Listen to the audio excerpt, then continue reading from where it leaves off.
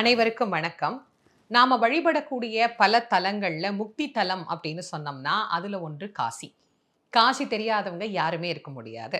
சிவபெருமான் எழுந்தருளி அருள் புரியக்கூடிய அந்த அழகான காசிக்கு இணையான பல திருத்தலங்கள் நம்முடைய தென்பகுதியில, தமிழ்நாட்டுல நமக்கு அமைந்திருக்கு.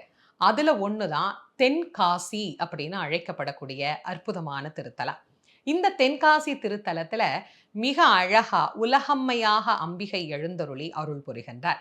இறைவன் காசி விஸ்வநாத பெருமாளாகவே நமக்கு இங்கு காட்சி தருகிறார். இந்த கோயிலை பார்க்கும் போதெல்லாம் பராக்கிரம பாண்டியனுடைய திருப்பணி நமக்கு கண்டிப்பா ஞாபகம் வரும். பிரம்மாண்டமாக இந்த கோயிலை நமக்கு அமைத்து தந்தார்.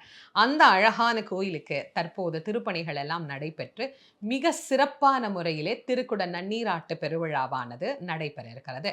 3/4/2025 யாகசாலைகள் எல்லாம் ஆரம்பித்து 7/4/2025 காலையில 9 மணியிலிருந்து 10 மணிக்குள்ள திருக்குட நன்னீராட்டு பெருவிழா நடைபெற இருக்கிறது.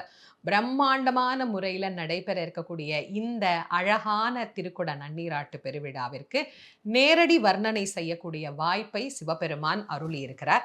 அன்னைக்கு உங்கள் அனைவரையும் தென்காசியிலிருந்து நேரடியாக அடியேன் சந்திக்க இருக்கிறேன். இந்த கும்பாபிஷேக பெருவிழாவை முன்னிட்டு சிவகாசி சிவபக்தர்களுடைய சார்பில் 50,000 பேருக்கு மாபெரும் அன்னதானம் நடைபெற இருக்கு.